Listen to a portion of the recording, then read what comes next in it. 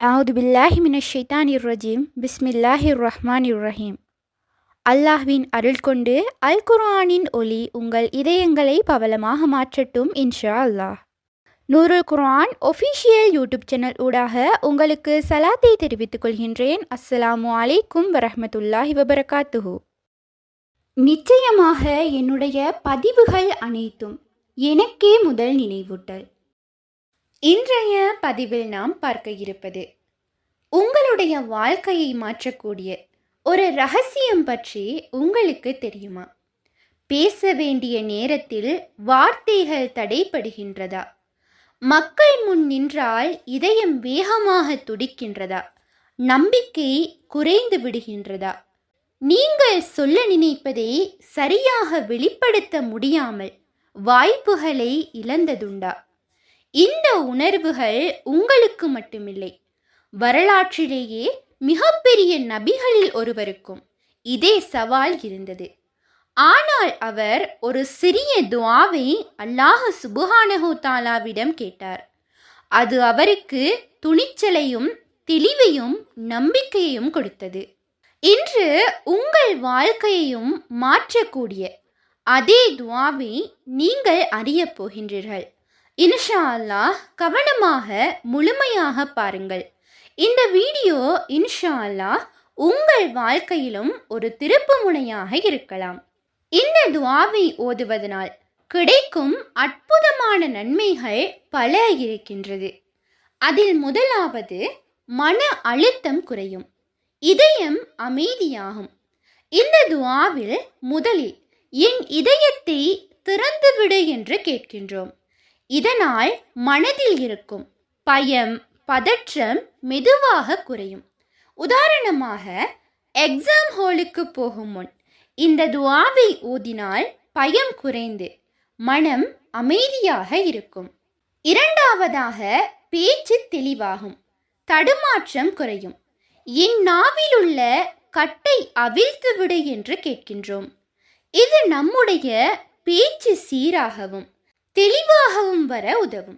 உதாரணமாக, நாம் ஒரு பிரசன்டேஷன் அல்லது ஸ்பீச்சை செய்யும் போது இந்த துஆவை ஓதினால் வார்த்தைகள் தடைபடாமல் நன்றாக பேச முடியுமாக இருக்கும். அடுத்து மூன்றாவதாக, நம்பிக்கை அதிகரிக்கும். என் காரியத்தை எளிதாக்கு என்று நாம் கேட்கின்றோம். இதனால் நாம் செய்யும் காரியங்களில் தைரியம் மற்றும் நம்பிக்கை அதிகரிக்கும். உதாரணமாக கூறப்போனால், நாம் ஒரு இன்டர்வியூக்கு செல்லும் முன் இதை ஓதினால் தன்னம்பிக்கை அதிகரித்து நல்ல ஒரு இம்ப்ரெஷன் கொடுக்க முடியும். அடுத்ததாக, நான்காவதாக, மற்றவர்கள் எளிதில் புரிந்து கொள்வார்கள். இந்த துஆவின் இறுதியில் அவர்கள் என் பேச்சை புரிந்து கொள்ளட்டும் என்று கேட்கின்றோம். இது தொடர்பாடல் திறனை மேம்படுத்தும். உதாரணமாக, டீச்சிங் அல்லது எக்ஸ்பிளனேஷன் கொடுக்கும் போது மாணவர்கள் எளிதில் புரிந்து கொள்வார்கள். அடுத்து ஐந்தாவதாக, வாழ்க்கையில் சிரமங்கள் எளிதாகும். இந்த துஆவை உண்மையான நம்பிக்கையுடன் ஓதினால் அல்லாஹ் நம்முடைய சிரமங்களை எளிதாக்குவான். உதாரணமாக, ஒரு கடினமான டாஸ்க் அல்லது டிசிஷன் எடுக்கும் போது இந்த துஆவை ஓதி தொடங்கினால் அது எளிதாக முடிவடையும். இன்ஷா அல்லாஹ் நினைவில் வையுங்கள், இந்த துஆவை வெறும் வார்த்தைகளாக பார்க்காதீர்கள், மிகவும் நம்பிக்கையுடன் மனதார ஓதுங்கள். இவ்வாறாக பல நன்மைகளை அள்ளித்தரக்கூடிய அந்த அற்புதமான துஆ என்ன என்பதை பற்றி இப்போது நாம் பார்க்கலாம். இது நபி மூசா அலைஹிஸ்ஸலாம் அவர்கள் ஓதிய, அல்லாஹ்விடம் கேட்ட மிக ஆழமான ஒரு துஆ. இது பெரிய பொறுப்பை ஏற்கும் முன் அவர்கள் தம் பலவீனங்களை அல்லாஹ்விடம் ஒப்படைத்தார்கள். அவ்வாறான அந்த துஆ என்னவென்றால், ரப்பிஷ் ரஹ்லி ஸ்வதுரி வயஸ்ஸிர்லி அம்ரி வஹ்லுல் உக்தத மின் லிசானி யஃப்கஹு கௌலி. இந்த துஆவினுடைய பொருள் என்னவென்றால், என் இறைவா, என் இதயத்தை விசாலமாக்குவாயாக, என் காரியத்தை எனக்கு எளிதாக்குவாயாக, என்னுடைய நாவில் உள்ள முடிச்சுகளை அவிழ்த்து விடுவாயாக. அவர்கள் என்னுடைய பேச்சை புரிந்து கொள்ளச் செய்வாயாக. அதாவது இந்த துஆவில் என்னுடைய இதயத்தை விசாலமாக்குவாயாக. இது மன அமைதி, தைரியம், பொறுமையை கேட்கின்றோம். அதாவது பயம், பதற்றம் இல்லாமல் உறுதியான ஒரு மனநிலையை கேட்க வேண்டும் என்பது தான் இது. அடுத்ததாக என் காரியத்தை எளிதாக்குவாயாக என்று கேட்கின்றோம். எந்த வேலை இருந்தாலும் அல்லாஹ்வின் உதவி இல்லாமல் அது சிரமமானதாகத்தான் இருக்கும். நம்முடைய முயற்சிக்கு அல்லாஹ்வினுடைய பரிபூரணமான பரக்கத் கிடைக்க வேண்டும் என்று கேட்கின்றோம். அடுத்ததாக என் நாவில் உள்ள முடிச்சுகளை அவிழ்த்துவிடு. நபி மூசா அலைஹிஸ்ஸலாம் அவர்களுக்கு சிறிய பேச்சு தடுமாற்றம் ஒன்று இருந்தது. அதனால் அவர்கள் இவ்வாறு கேட்டார்கள், நாம் தெளிவாக தைரியமாக பேச வேண்டும் என்று இவ்வாறு கேட்கலாம். அடுத்ததாக அவர்கள் என் பேச்சை புரிந்து கொள்ளச் செய்வாயாக என்று கேட்கின்றோம்.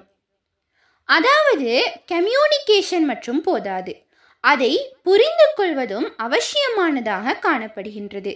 நம்முடைய வார்த்தைகள் மற்றவர்களின் இதயத்தை சென்றடைய வேண்டும். இவ்வாறாக அந்த துஆவில் இவ்வாறான விடயங்களை நாம் கேட்கின்றோம். இவ்வாறாக இந்த துஆ இவ்வாறான சிறப்புகளை உள்ளடக்கி இருக்கின்றது. இது ஒரு முழுமையான வெற்றிக்கான துஆ. மனம், பேச்சு, செயல் அனைத்தையும் சரி செய்கின்றது.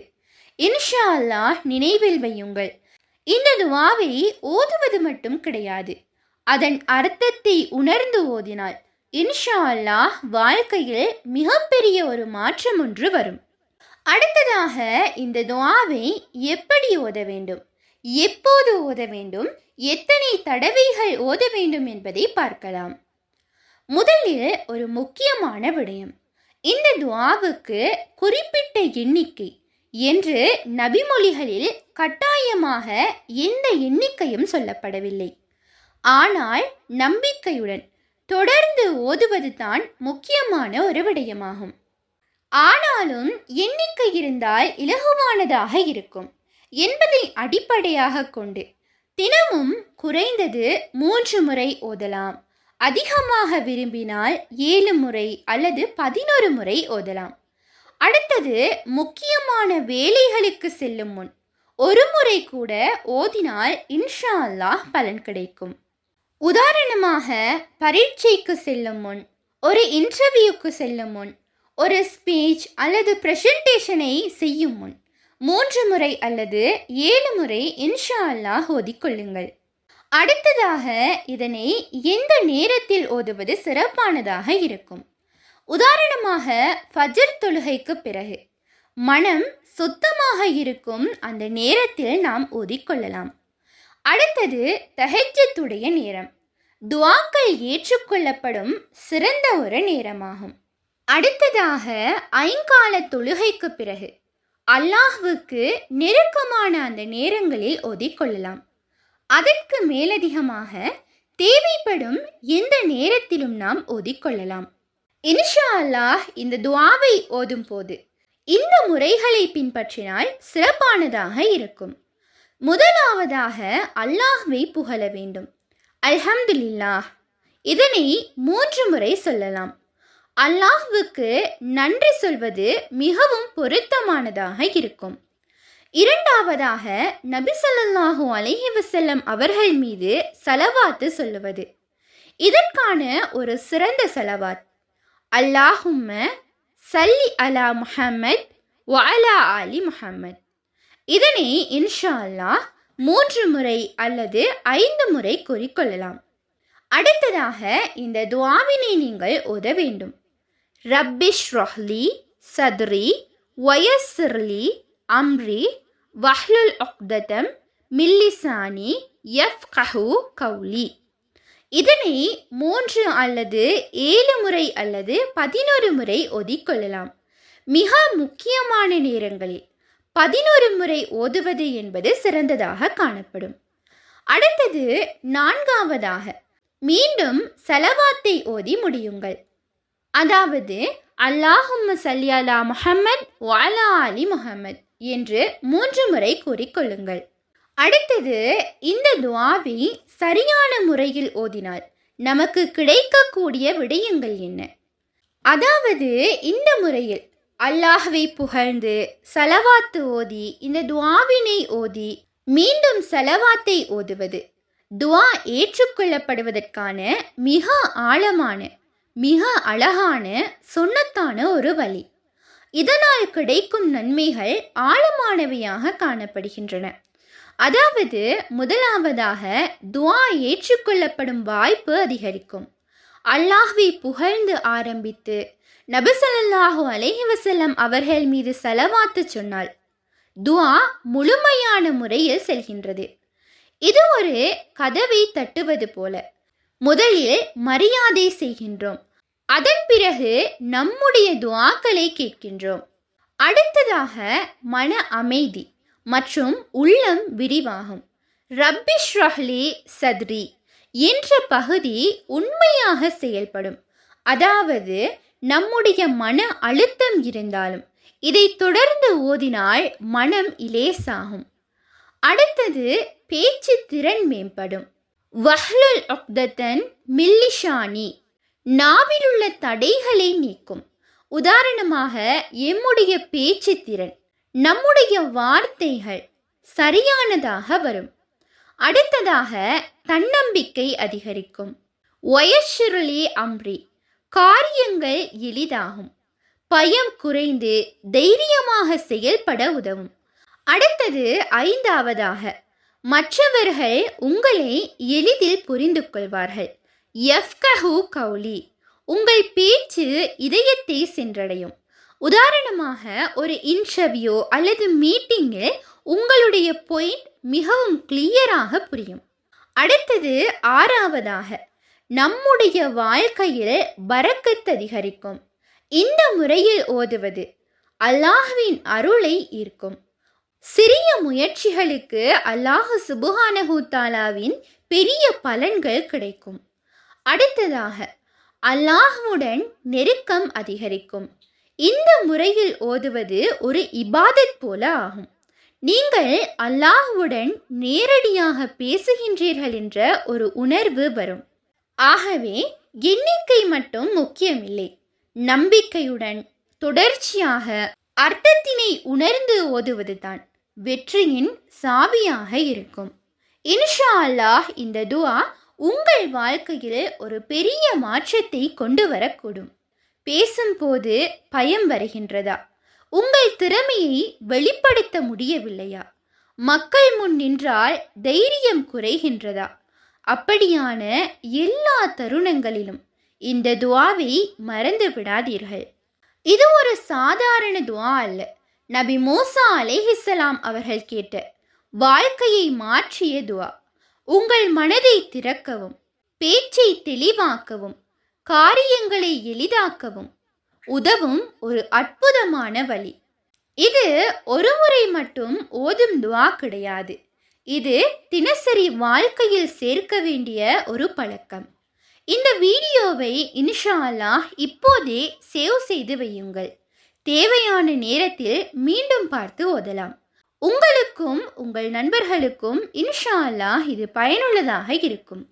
இந்த துஆவை இன்று முதல் உங்கள் வாழ்க்கையின் ஒரு பகுதியாக மாற்றுங்கள்.